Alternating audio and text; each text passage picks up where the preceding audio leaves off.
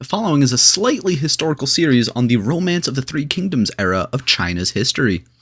Because this is based off of a video game, and myself playing it, there will be a lot of incorrect information that we will correct using the help of Wikipedia. For those of you who want to learn more about Dynasty Warriors, or the Romance of the Three Kingdoms era, I suggest reading the book. Please enjoy the following presentation. I was gonna say, even if you don't know Romance of the Three Kingdoms, you might have heard his name, but there really aren't too many other contexts in which you would hear his name, except for maybe a few anime references. But Zhuge Liang, the legendary strategist known as the Sleeping Dragon. With his calm and pragmatic nature, his strategies laid the foundation for Shu. So while Liu Bei was living in Jian county as a guest of Liu Biao, governor of Jing, during this time, he met himself the hermit Sima Hui and consulted him on the affairs of their time. Sima Hui said, "What do Confucian academics and common scholars know about current affairs? Only outstanding talents have the best understanding of current affairs. In this region, there are two such talents, Crouching Dragon and Young Phoenix." When Liu Bei asked him who Crouching Dragon and Young Phoenix were, Sima Hui replied with Zhuge Kongming, which is Zhuge Liang's alternate name, and Pang Xiuan. Zhu Shu, that guy we covered earlier, whom Liu Bei regarded highly, also recommended Zhuge Liang by saying, "Zhuge Kongming is the Crouching Dragon general. Don't you want to meet him?" When Liu Bei asked Zhu Shu if he could bring Zhuge Liang to meet him, Zhu Shu advised him to personally visit Zhuge Liang instead of asking Zhuge Liang to come to him. That is when the three visits occurred, and probably where we're going to be starting, because we see that cutscene pretty often.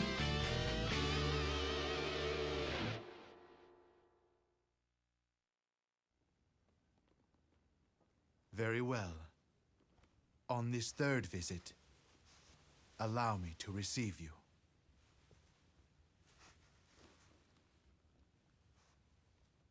The land must be divided in three. You will take 1/3. Divide it?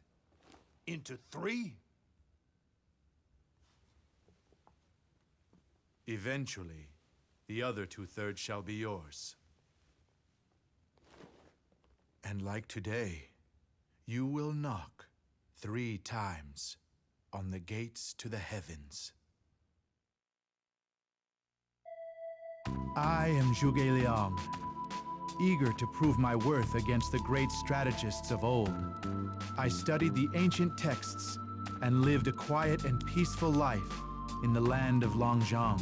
So that cutscene is the 3 visits that the Sangguo Shi recorded in just one sentence.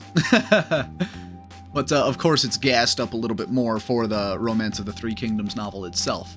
But the long short of it is that Liu Bei went to visit Zhuge Liang 3 times, and it was on the 3rd visit that Zhuge Liang finally does, hear him out, listen to him, and then join him. One day, Master Liu Bei, famous across the land for being a man of virtue, came and paid me 3 visits. So impressed was I with his virtues and politeness that I agreed to serve as his strategist. In the midst of this chaos, I devised a strategy to divide the land in 3. Master Liu Bei, a man of truth and honor, shall be the one to realize this plan I have entrusted him with. Zhuge Liang, I am forever grateful to have you as my strategist. Let us work together in order to realize your vision of the land divided into 3 kingdoms. As you well know, we are now caught in a grave situation. But we must escape from the tyrant Cao Cao and lead our people to safety in Jiangling. Zhuge Liang, you appear to have some strategy in mind. When the time is right, tell me what I need to do so that all of us may escape with our lives. Clearly, Liu Bei, you need to abandon your family, leave behind your infant son, and then use peasants as a shield as you run away from Cao Cao. That's a great strategy. All things that really happened. I do not like Liu Bei. Alright, so we've done this battle before. Zhuge Liang was indeed involved in it. Not really too much to say about this. We've seen this battle a couple of times. Everyone, we're going to see it a we must million escape with our more. lives. We will secure the base and launch a fire attack. Yeah, Zhuge Liang was one of my favorite characters in the game, mostly because of, you know, this might sound stupid, but it was because of this game when I was a kid that I'm like, I want to be a military strategist when I grow up. I shall show no mercy. Which you can kind of see how that went.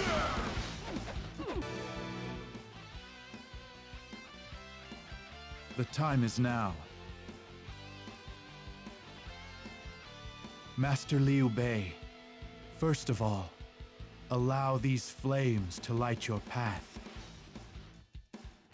The road ahead will be long, but the destination is certain. So like I mentioned just a little bit, you know, there isn't too much about their actual involvement in this battle because, you know, most of it was just running away from Cao Cao and his forces. But it was after this battle, and we all know what comes after this battle, that Zhuge Liang was the representative to go to Sun Quan to talk about an alliance with between Shu and Wu. We managed to escape from Cao Cao's army. This is due to the fact that everybody risked their lives for me. I see that I am truly loved by my followers. However, we must be careful to avoid such a situation again in the future. Cao Cao will not let us escape a second time. If only we had a land to call our own, we could fight back. Following Changban and numerous other battles, Master Liu Bei became the leader of Shu, and the Three Kingdoms strategy was realized. However, my lord was to leave this land with his dreams left unfulfilled. Upon my lord's death, he realized that his heir, Lord Liu Chan, was unfit to create a land of virtue, and asked that I lead Shu in his place. Are we skipping the Battle of Redcliffe? However, I want to welcome a new land as a servant of Shu, not its leader. For the sake of the land under my new master, I shall mobilize the troops and deal with the threat to our southern border.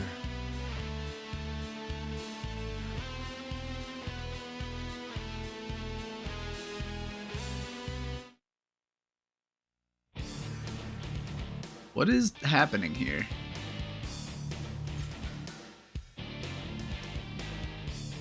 We're skipping a lot. We're skipping a lot. We're skipping the Battle of Redcliffe, which is Battle of Chirbi, one of the most important battles of the war. I have no idea why we would skip that, especially for Zhuge Liang, because that's a really big moment for him. But the long short of it is, Zhuge Liang was meant to be the liaison between Wu and Shu. They obviously got that deal done. They fought each other at Redcliffe. I really don't understand why we're not doing that battle, because that's the battle, basically. But, you know, even after that, there's a lot that we're skipping over. We're skipping over basically like 15 years of battles right now. It's crazy. Let me see. We're skipping over the campaigns in southern Jing, which after the Battle of Redcliffe, Liu Bei nominated Liu Qi as Inspector of Jing. Let's see, after Liu Qi died, acting on Lu Su's advice, Sun Quan agreed to lend territories in Jing, and then, you know, the territorial dispute in Jing, conquest of Yi province, that was the Hanzhong Commandery. Zhuge Liang remained behind with Guan Yu and others to guard Liu Bei's territories in Jing. After Liu Zhang surrendered and relinquished control over Yi province to Liu Bei, Zhuge Liang was appointed military advisor general. After that, we have Liu's coronation in late 220s, some months after Cao Cao's death. His son and successor Cao Pi usurped the throne from Emperor Jian, ended the Eastern Han, and established the state of Wei. Zhuge then said, in the past, Wu Han, Gengyan, and others first urged Emperor Guang Wu to assume the imperial throne. Emperor Guang Wu declined a total of 4 times. He was then told, "The world's valiant heroes are grasping for air, hoping there is anything worth hoping for. If you don't heed everyone's advice, your associates will go back to seeking a sovereign, and no one will want to follow you anymore." Emperor Guan Yu felt Gengchun's words were profound and correct, so he accepted the throne. Now that Cao family has usurped the Han, and China has no sovereign, Your Highness, from the great royal clan of Liu, you have risen to overcome the times. The appropriate action is for you to take position as emperor. Your associates who have followed Your Highness at length through great effort and hardship because they too hoped for some small success are just like the ones Gengchun spoke of. So Liu Bei would then declare himself as emperor and establish the state of Shu Han, appointed Zhuge Liang as the imperial chancellor. After that, the Battle of Zhaoting in 222, Liu Bei lost and retreated to Yong'an. He became critically ill in 223. He summoned Zhuge from Chengdu and told him, "Sir, you are 10 times more talented than Cao Pi. You'll definitely bring peace to the empire and accomplish our great mission. If my heir can be assisted, then assist him. If he turns out to be incompetent, then you may make your own decision." With tears in his eyes, Zhuge replied, "I'll do my utmost and serve with unwavering loyalty until death."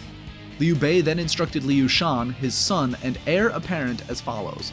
"When you work together with the imperial chancellor, you must treat him like your father." Liu Bei then named Zhuge Liang as the regent for Liu Shan and Li Yan as deputy regent. He died on June 10th, 223 in Yong'an County. The last statement of Liu Bei on Zhuge Liang's take over the throne is ambiguous. Literal translation would be, "You may choose yourself." And following Liu Bei's death, Liu Shan ascended the throne, succeeded his father. After his coronation, Liu Shan enfeoffed Zhuge Liang as Marquis of Wu and created a personal staff to assist him. Zhuge Liang assumed an additional appointment as governor of Yi. He personally oversaw all state affairs and made final call on all policy decisions. When rebellions broke out in the Nanzhong region of southern Shu, Zhuge Liang did not immediately take military action to suppress the rebellions because he thought it was not appropriate to do so in light of the recent death of Liu Bei. He sent Dong Zhi as Shu's ambassador to eastern Wu to make peace and rebuild the Wu-Shu alliance against Cao Wei. During his regency, Zhuge Liang set Shu's objective as restoration of the Han. Continuing Liu Bei's objective, he appointed large numbers of local elites as low-level officials, improving relations between Liu Bei's conquest bureaucracy, local elites, and the people of Shu. So, this is him putting down the rebellions in Nanzhong, in these southern campaigns. But before that, even, refusing to submit to Wei. Shortly after he became regent, he received letters from various Wei officials, including Hua Jin, Wang Lang, Chen Chun, Zhu Shi, and Zhuge Zhang, asking him to surrender to Wei and make Shu a vassal state. Instead of responding, he wrote a memo called Zhang Yi as follows. I'm not reading all of that, but the long short of it is, no, we're not going to submit. Then comes the southern campaigns against the rebellion states in Nanzhong. Zhuge Liang wanted to personally lead the Shu forces on the southern campaign to suppress the rebellions, as well as pacify and gain allegiance of the Nanman tribes living there. There really isn't too much more to it other than they went down, they pacified things, and yeah.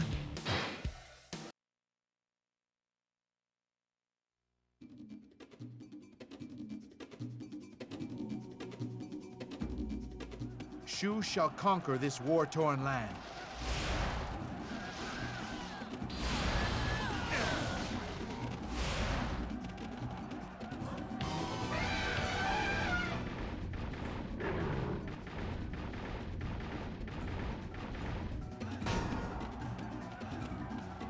Yue Ying's new weapon should repel the beast.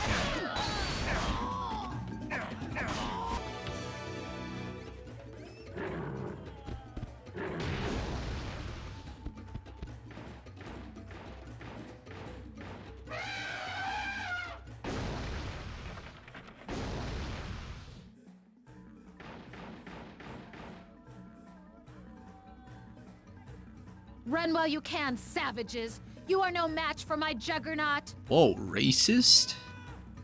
Now move out! Zhuge Liang, after capturing him, would laugh, release him, and allow him to return for another battle. The same cycle repeated 7 times.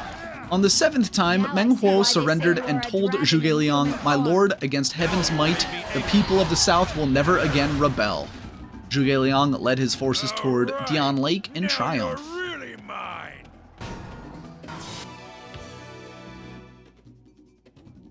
Back off, intruder! This here's private property!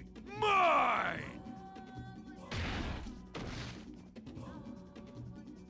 I'm only gonna say this once. My people'll never submit to you! It is not your submission that we seek. I have a proposition for you, great king of the south. Would you join us in creating a grand, new empire?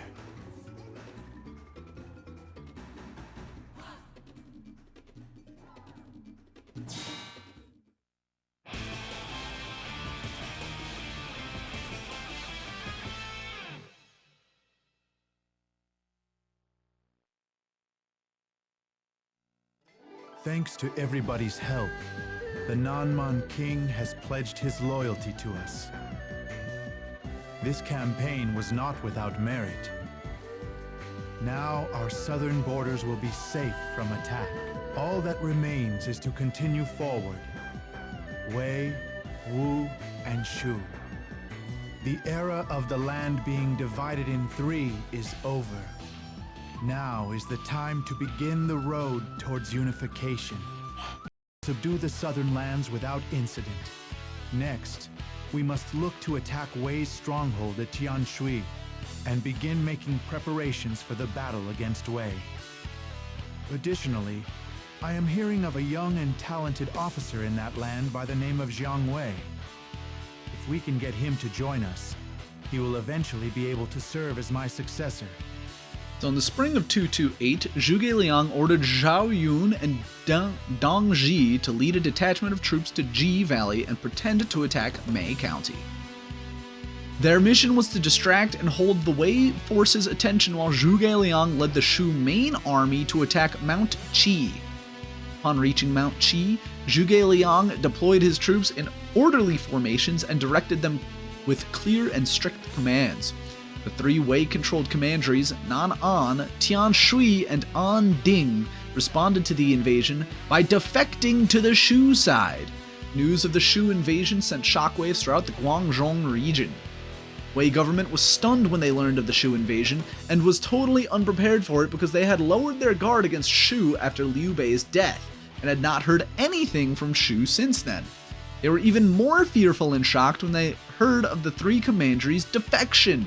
In response to the Shu invasion, Cao Rui moved from his imperial capital at Luoyang to Chang'an to oversee the defenses in the Guangdong region and provide backup.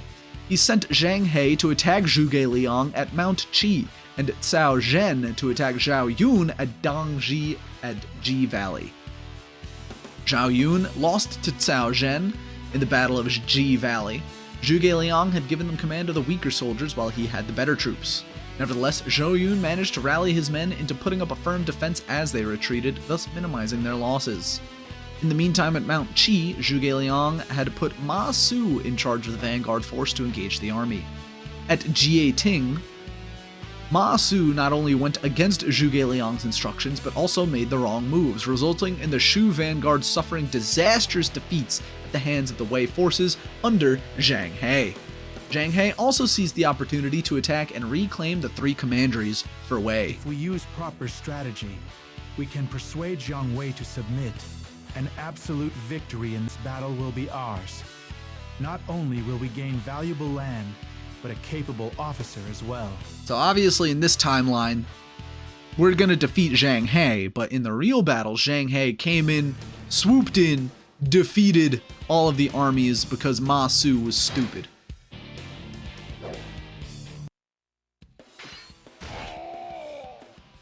Everyone, advance. Fight as one to protect this land.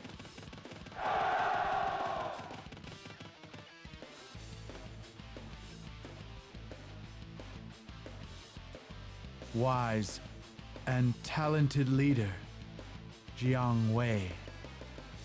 Shu is not here for this territory.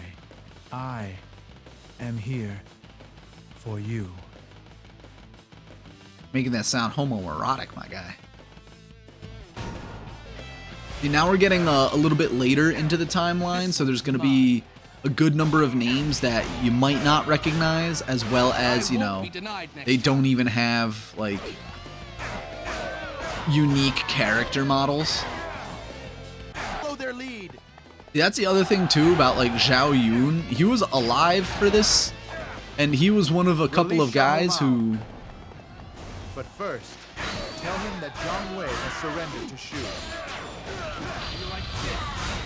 Prepare yourself. I was gonna say, like, you know, Zhao Yun is one of those guys that survived for a long time of the war, and it's a little annoying that we didn't get, like, further into the timeline with his story, but at the same time, you could argue that his role was diminished later on, kind of like with Zhu Shu. Good luck if you think you can break through our defenses. Where even though they were still, you know, leading armies and things, he wasn't the most important guy anymore.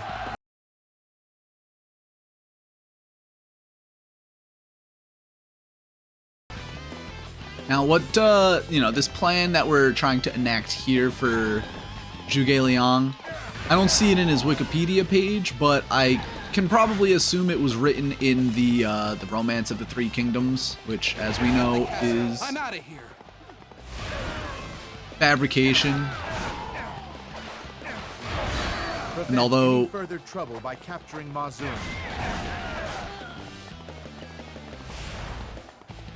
And although, you know, it was prettied up for the book, you know, the writer did a good job of that, the game does capture a lot of that as well.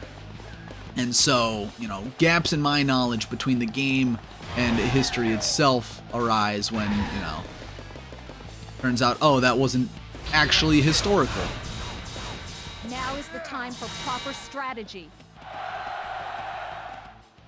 Tian Shui is among our territory now. We have fulfilled the goal of our expedition.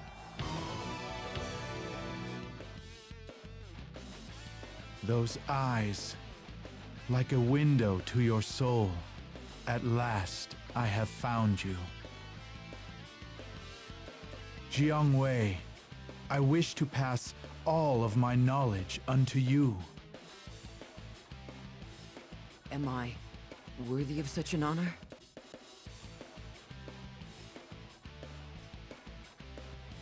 Understood, sir.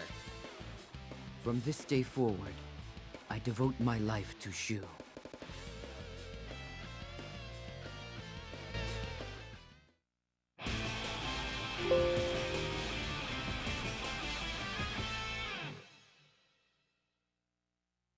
I don't see anything about the name Jian Wei in We here, managed except to for obtain both the strategic location of Tian Shui and the Jian. young prodigy Jiang Wei.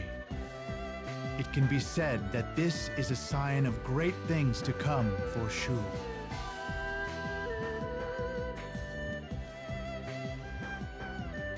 Here we go. So, let's see. Oh, these are 5 anecdotes. So, let me see. Guo Chong claimed that when Zhuge Liang returned to Chengdu after the first northern expedition, he received many compliments from his colleagues for his successes in capturing a few thousand Wei families and making Jiang Wei defect to Shu. However, to their surprise, Zhuge Liang solemnly replied, "All the people under heaven are people of the Han Empire. Now the Han Empire isn't revived yet, and the people are still suffering from war. It will be my fault even if only one person dies due to war. I dare not accept compliments built on people's miseries." Let's see.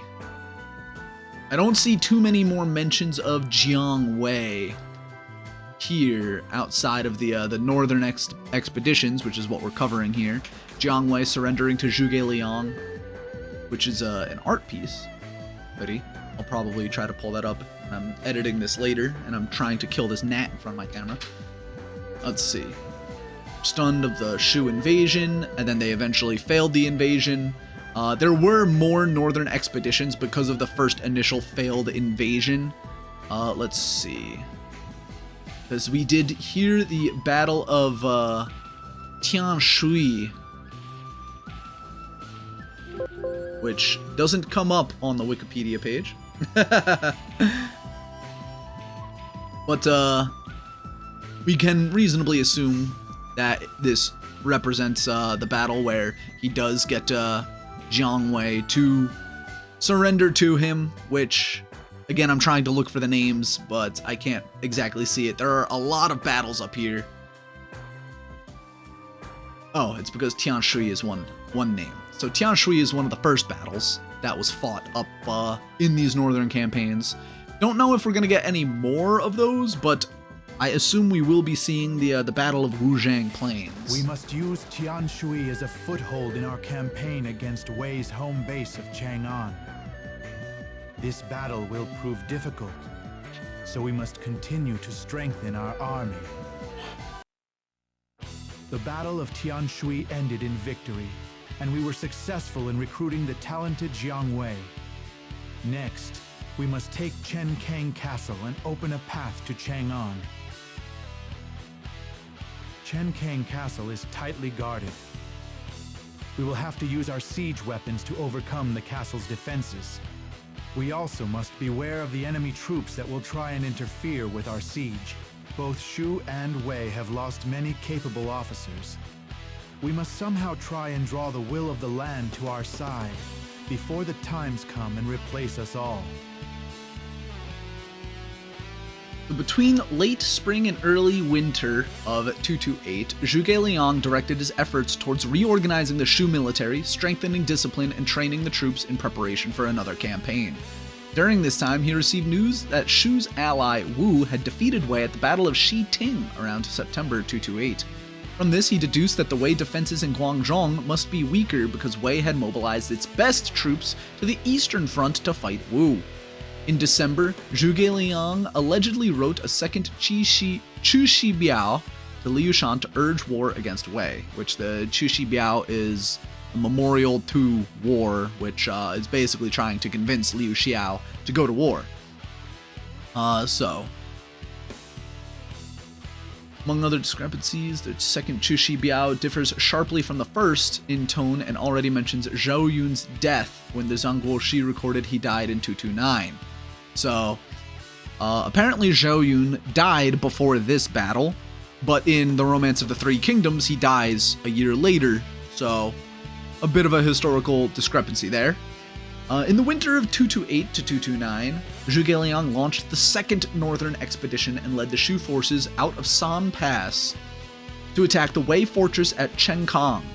Before the campaign, Zhuge Liang already knew that Chenkang was heavily fortified and difficult to capture, so when he showed up, he was surprised to see that the fortress was additionally very well defended.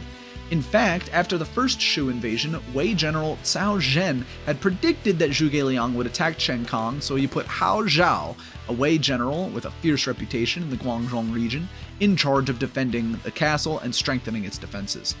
Zhuge Liang first ordered his troops to surround Chenkang, then sent Jin Jiang, an old friend of Hao Zhao, to persuade him to surrender. He refused twice. Although Hao Zhao only had 1,000 men with him, he successfully held his ground against the Shu invaders. In the subsequent 20 days of siege, Zhuge Liang used an array of tactics to attack Chenkang: siege ladders, battering rams, siege towers, and underground tunnels, but Hao Zhao successfully countered each of them in turn. After failing to outwit Hao Zhao and take Chenkang, and after learning that Wei reinforcements were approaching, Zhuge Liang pulled back and returned to base. Wei officer led his men to attack the retreating Chu forces, but was killed in an ambush laid by Zhuge Liang. So that is the recurring theme of these northern campaigns, is all of them failed. And this was around the time where Sima Yi would rise to power. We don't really know about that just yet. We will once we play Sima Yi's storyline, and if you've played, Dynasty Warriors 6, 7, 8, where they actually include Sima Yi's, rise to power in his own kingdom. A little bit of a spoiler, but You know, this his history is 1800 years old. Not much of a spoiler now, is it? Chen Kang Castle. It is certainly well defended. I doubt they had giant spinning things on them. However, that alone is no reason to back away in fear.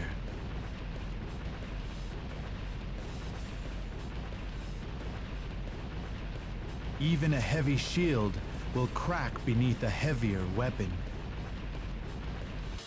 Jiang Wei, I place you in charge of this battle.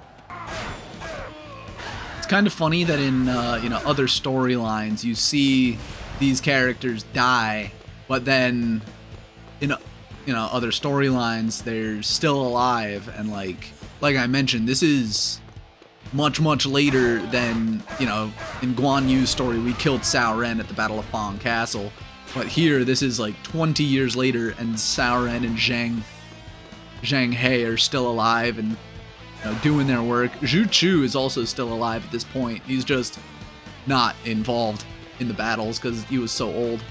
You're by yourself. You must have... We have managed to secure Chen Kang Castle under the control of Shu. It was a siege unprecedented in terms of man, horse, and weapons, but we managed to win none the same. No, he didn't. At last, Chang'an lies before us. The final battle with Wei is near at hand. Perhaps we should rest a bit before it is decided who shall reign supreme over the land. Having occupied Chenkang, we have brought an end to our long-standing battle with Wei. In order to bring an end to the chaos, we advanced our army to the Wuzheng Plains. Here we go. The Three Kingdoms strategy that I proposed to Master Liu Bei. One of those three kingdoms, Wu, was destroyed at the hands of Wei. Now, if we just defeat Wei, the strategy shall finally be realized. So there were a couple more battles between the failed siege and now. Battle of Jian Wei, which doesn't really matter, but after that, congratulating Sun Quan on becoming emperor. Around May 229, Sun Quan, the ruler of Shu's ally state Wu, declared himself emperor and put himself on par with Liu Shan. When the news reached the Shu imperial court, many officials were outraged as they thought that Sun Quan had no right to be emperor. So they urged the Shu government to break ties with Wu. Although Zhuge Liang agreed that Sun Quan lacked legitimacy, he considered the Wu-Shu alliance was vital to Shu's survival and the long-term interests because they needed Wu to help them keep Wei occupied in the east while they attacked Wei in the west. After concluding that Shu should maintain the Wu-Shu alliance and refrain from criticizing Sun Quan, he sent Chen Zhen on a diplomatic mission to Wu to recognize Sun Quan's claim to the throne and congratulate him. After that was the Ziwu campaign. In August 230, Cao Zhen led an army from Chang'an to attack Shu via the Ziwu Valley. At the same time, another Wei army led by Sima Yi, acting on Cao Rui's order, advances towards Shu from Jing province by sailing along the Han River. Rendezvous point for Cao Zhen and Sima Yi's armies was at Nanjing County. Other Wei armies also prepared to attack Shu from Jie Valley. When he heard of recent Wei movements, Zhuge Liang urged Li Yan to lead 20,000 troops to Hanzhong Commandery to defend against the Wei invasion, which he reluctantly accepted after much persuasion. As Zhao Ba led the vanguard of this expedition through the 330-kilometer Ziwu Trail, he was identified by the local residents who reported his presence to the Shu forces. Zhao Ba barely managed to retreat after reinforcements from the main army arrived. Zhuge Liang also allowed Wei Yan to lead troops behind enemy lines toward Yangji to encourage the Qiang people to join Shu against Wei. Wei Yan defeated the Wei forces led by Guo Huai and Fei Yao. Following those events, the conflict became a prolonged stalemate with a few skirmishes. After more than a month of slow progress and by fear of significant losses and waste of resources, more and more Wei officials sent memorials to end the campaign. The situation wasn't helped by the difficult topography and constant heavy rain. Cao Rui decided to abort the campaign. Then there was the Battle of Mount Qi, where Zhuge Liang launched the 4th Northern Expedition. He used a wooden ox, a mechanical device he invented to transport food supplies to the front line. The Shu forces attacked Tianshui and surrounded Mount Qi, which was defended by the Wei officers Jia Si and Wei Ping. At Mount Qi, Zhuge Liang managed to convince Kebi Neng and a Jian tribal leader to support Shu in the war against Wei. Kebi Neng went to Beidi Commandery to support Shu. Let's see. Despite the victory at this battle, Zhuge Liang could not make use of the momentum to launch a major offensive on the enemies because his army was running low on supplies. Sima Yi launched another attack on the Shu camps and succeeded in breaking through Zhuge Liang's defenses. The Book of Jian recorded that as Zhuge Liang and the Shu army retreated under the cover of night, Sima Yi led his forces in pursuit and inflicted over 10,000 casualties on the enemy. This account from the Book of Jian is disputed by historians and is not included in the 11th century monumental chronological historical text Zishi Tongjian. In any case, according to the records of the Three Kingdoms and the Zishi Tongjian, Zhuge Liang retreated to Shu because of lack of supply, not defeat. Zhang He led his troops to attack the retreating Shu forces, but fell into ambush and lost his life. And it seems to be a recurring theme of trying to chase down Zhuge Liang and then getting ambushed and being killed. But rip Zhang He, cool dude. Then we get to the Battle of Wuzhang Plains. Master Liu Bei is no longer with us, and my destiny also draws near. Before everything is swept away with the times, I must bring an end to this chaos. In the spring of 234, Zhuge Liang led more than 100,000 troops out of Jie Valley, camped at the Wuzhang Plains on the south bank of the Wei River. Aside from using the flowing horse to transport food supplies to the front line, he implemented a Tunqian plan by ordering his troops to grow crops alongside civilians at the south bank of the river. He also forbid his troops from taking the civilians' crops. In response to the Shu invasion, the Wei general Sima Yi led his forces and another 20,000 reinforcements to the Wuzhang Plains to engage the enemy. After an initial skirmish and a night raid on the Shu camp, Sima Yi received orders from the Wei emperor Cao Rui to hold his ground and refrain from engaging Shu. The battle became a stalemate. During this time, Zhuge Liang made several attempts to lure Sima Yi to attack him. On one occasion, he sent women's ornaments to Sima Yi to taunt him. And an apparently angry Sima Yi sought permission from Cao Rui to attack, but was denied. Cao Rui even sent Jin Pi as his special representative to the front line to ensure that Sima Yi followed orders and remained in camp. Zhuge Liang knew that Sima Yi was pretending to be angry because he wanted to show the Wei soldiers he would not put up with Zhuge Liang's taunting, and to ensure that his men were ready for battle. During the stalemate, when Zhuge Liang sent a messenger to meet Sima Yi, Sima Yi asked the messenger about Zhuge Liang's daily routine and living conditions. The messenger said that Zhuge Liang consumed 3 to 4 shang of grain a day, and that he micromanaged almost everything except trivial issues like the punishments for minor offenses. After hearing this, Sima Yi remarked, "How can Zhuge Liang expect to last long? He's going to die soon." Prime Minister, the final battle against Wei for control of the land is about to begin. The Wuzhang Plains. They shall serve as the backdrop for our victory. Welcome in, Coolator. Hope you're doing The fine. enemy, led by Sima Yi, has begun to bolster their defenses. Sima Yi is a brilliant defender, and we may have to prepare for a prolonged battle. However, if we can just win this battle, the chaos of the Three Kingdoms will come to an end. Let us go, Prime Minister. A new era of peace awaits us.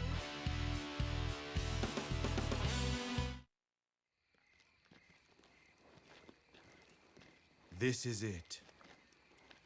Here at Wuzhang, our long-standing battle with Wei shall come to an end. It's just as I foretold. However, the road getting here was even more difficult than I had imagined. Prime Minister!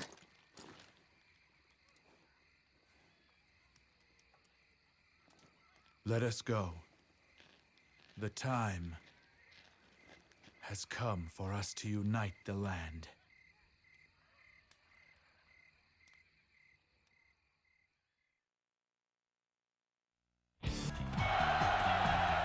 But my PS2 has been a little buggy lately, probably because I keep switching discs in and out every day. Crush them! Like sometimes while playing this game, the music will just drop.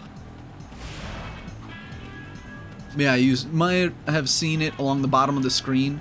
It said Zhuge Liang is going to continue fighting despite his illness. And indeed, Zhuge Liang would die of illness in this battle. But mostly because neither side would actually fight each other for well over 100 days. In the stalemate, Zhuge Liang's side ran out of supplies, and in one account, he was so angry he vomited blood and died immediately. While in another account, he passed away peacefully, well, as peacefully as you could with a disease, in a certain Guo family's household. Bulls. We should have no trouble escaping danger with these wood oxen on our side. We will win this battle, and a new era of peace will be born.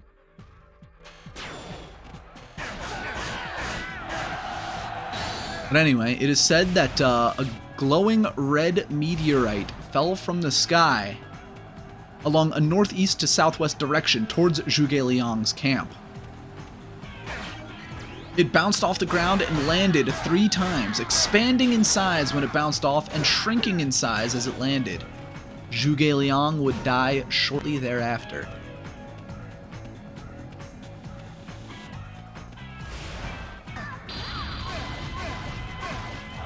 It is a bit funny that, you know, this is like a full-scale battle in the game.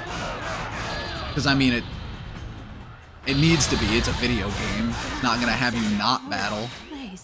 I have defeated an enemy. But I think it's funny that in reality, this is just like a 100-day-long stalemate. Where nothing really happened except both sides were taunting each other, then Zhuge Liang dies, and then that's it. We were able to emerge victorious from the battle with Wei. It would seem that Sima Yi was no match for me. Such a pitiful ending. It has been many years since Liu Bei's 3 visits, and my plan of forming one of 3 kingdoms. The world that I foresaw has finally arrived. The land from here on shall be one that is formed by the people. So like I mentioned, Zhuge Liang was supposed to die in this battle, and this battle was a stalemate. This battle, when Sima Yi heard from civilians that Zhuge Liang had died from illness and the Shu army burnt down their camp and retreated, he led his troops in pursuit and caught up with them.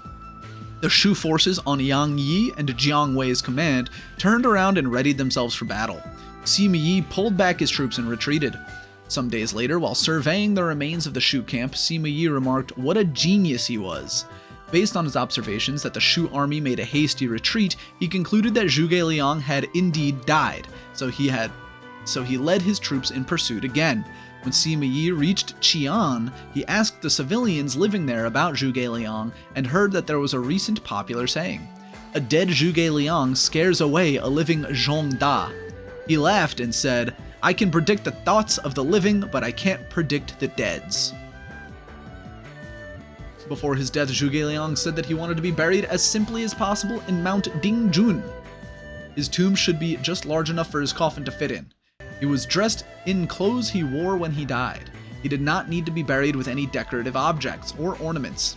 Liu Shan issued an imperial edict to mourn and eulogize Zhuge Liang, as well as to confer on him the posthumous title Marquis Zhongwu, the Loyal Martial Marquis. Zhuge Liang once wrote a memorial to Liu Shan as follows and kept his promise until his death. "I have 800 mulberry trees and 15 qing of farmland in Chengdu, and my family have more than enough to feed and clothe themselves.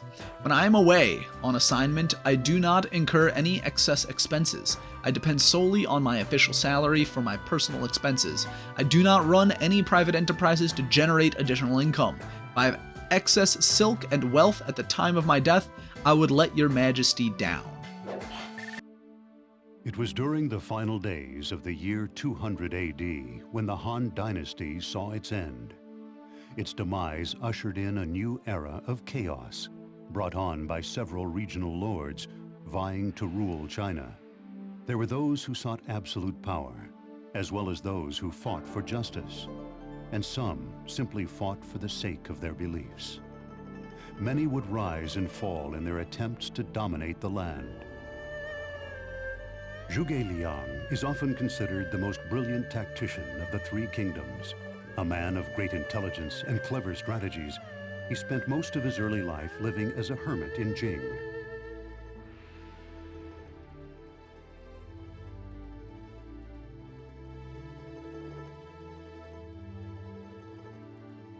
It was during this time that he met Liu Bei. Agreeing with Liu Bei's beliefs, he decided to join him. It was at this time that he foresaw the formation of three great kingdoms.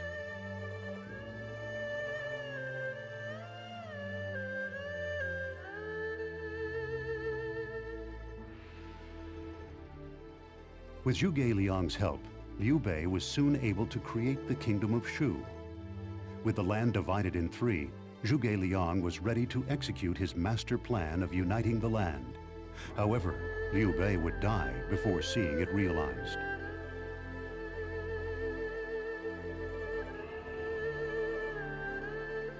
After Liu Bei's death, Zhuge Liang and Shu's destiny became one. He exercised his talents, prevailing over Meng Huo of the Nanman in the south, and conquering Tian Shui in the north. The conquest of Wei was to begin.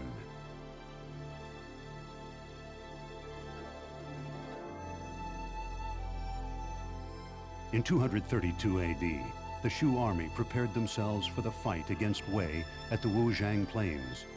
Zhuge Liang, despite suffering from illness, guided Shu to countless victories and brought an end to the fighting.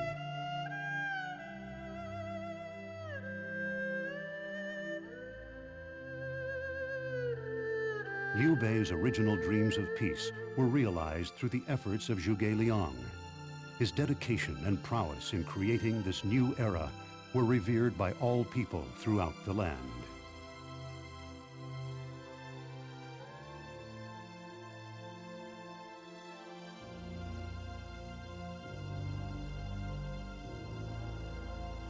These tales, long forgotten in the flows of time, are about the legends of which no one can recall.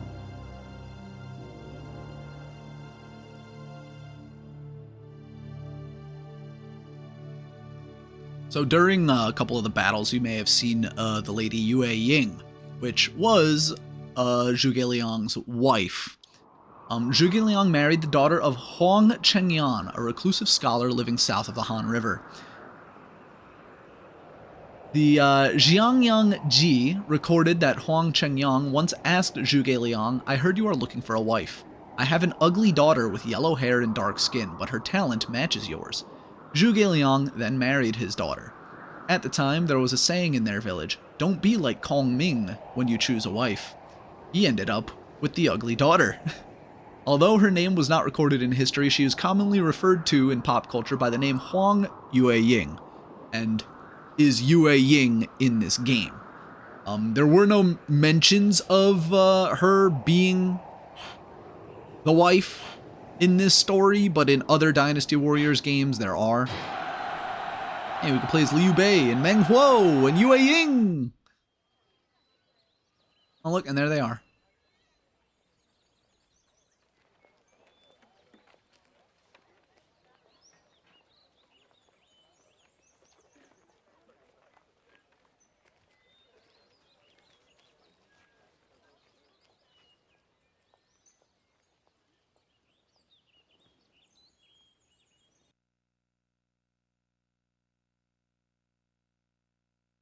Some of the game froze right here.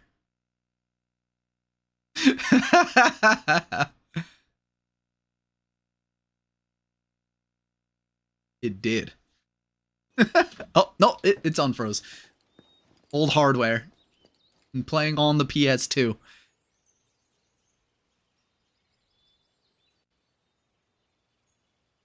The land is united at last. No. The land was always as one.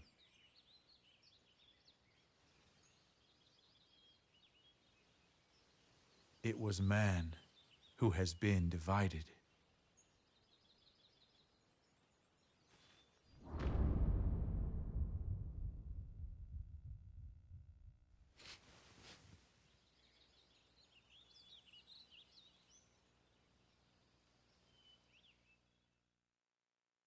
The thing about this too is there were a lot of battles that Zhuge Liang was, big in, but I mean, even especially in the game, like the Battle of Red Cliff, the battle with against Wu in Liu Bei's punitive campaign to punish him for killing Guan Yu, where he was, his plan was the maze, the Stone Sentinel maze, which in this game was mixed up with a different battle. But I expected different battles, and I didn't expect, a couple of those northern campaign battles. Like I mentioned earlier, we skipped over 15 years worth of battles because we went straight from the evacuation of Changban to skipping over the battle of Red Cliff, skipping over a bunch of other stuff, just right to the southern campaign, which happened in 225. So I feel like we missed out on a lot, but still a satisfying story to see more of the later stages of the Three Kingdoms period, because again, a lot of the characters we're going to be playing as, most of their time, and most of the characters we have already played as, most of their time was in the early stages before the Three Kingdoms even formed. So it's good to see a little bit more of that later story.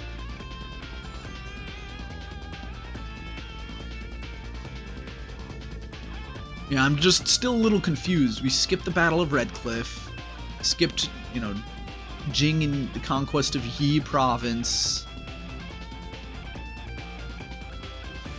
Then I guess he just didn't do anything for 10 years after that until the southern and northern campaigns, so... Yeah, of course, in the Romance of the Three Kingdoms book itself, there are a bunch of, embellished stories, one of them being the borrowing arrows with straw boats, in which decoy boats stuffed with straw were attacked by Cao Cao's archers, and then he just pulled the arrows out and hey, free arrows, So one of those things. The attacking and releasing Meng Huo 7 times, another embellishment. Zhuge Liang praying for the eastern wind during the Battle of Red Cliff, which, again, a fabrication, but we see that in this game, but we didn't see that in his story for some reason, which is quite confusing. But either way, it's just a game. There's a lot left to be desired. The future games do some things right and some things wrong, in my opinion. But that'll be it from us for today. Next episode is going to be Sun Shang Jian. Lady Sun, very bright and personable. She's the daughter of Sun Jian, trained in the martial arts since she was quite young. She is very skilled in battle. She was also married to Liu Bei, and like I mentioned in a previous episode, raised some ruckus, raised a havoc in Liu Bei's camps. Just gave him hell, gave him chaos, and I'm wondering how that will be represented in the game. But we'll see what happens with Sun Shang Jian on Sunday. And tonight we will be back with some more EU4. Going to be playing as Denmark again. Going to try to take it slow and steady this time. I realize I was rushing a lot in my Denmark games. And I just need to slow it down, focus on one front at a time, focus on one thing at a time, hopefully get elected HRE Emperor, and yeah, that'll be later tonight. So thank you very much for watching. Let's check out and see if anyone is ready to be raided.